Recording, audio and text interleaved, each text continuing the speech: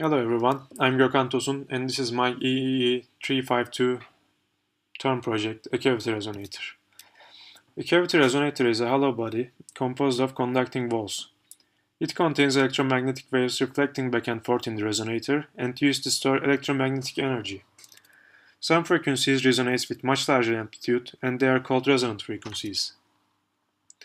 In this project, my aim was to design a cavity resonator operating in TE101 mode. The requirements of the project are following. Resonant frequencies should be between 500 MHz and 1.5 GHz, and the return loss should be less than 10 decibels. To calculate the frequency, I used the formula which can be seen on the screen.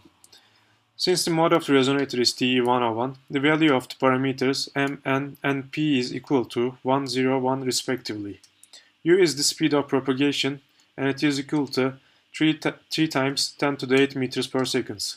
And A and D are dimensions of the resonator, and they are 20.1 and 32.1 centimeters respectively.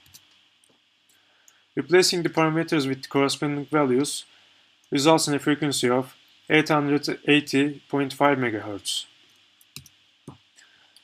In order to find the mathematical expressions for the wave components, Maxwell's equations are utilized. According to Maxwell's equations, non-vanishing components can be seen below. The built resonator can be seen in the picture. Aluminium foil is used to cover the walls inside the resonator as a conductor, and locations of the antennas was decided by trial and error. According to my measurements performed with network analyzer, impedance of the resonator was very close to 50 ohms, so I decided not to perform any impedance matching at this point.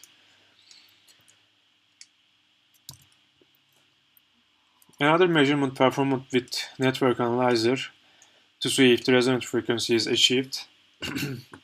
The logarithmic magnitude plot was used. As seen on the picture, at the frequency of 881 MHz, there is a dip in the screen. That shows that our resonant frequency is achieved.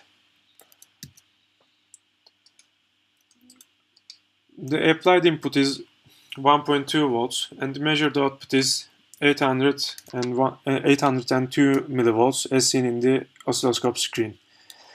These values correspond to 10 decibel of attenuation, which is less than 10 decibels. The loss criteria is satisfied and no need for matching circuit.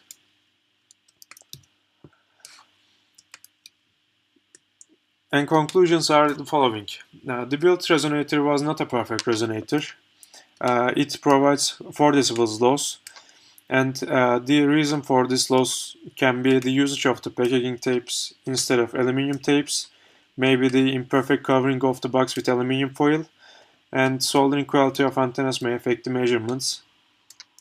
However, the criteria are satisfied and resonant frequency is between 5 MHz and 1.5 GHz, being 880 MHz, and with 4 decibel loss, the loss criteria is also satisfied, which is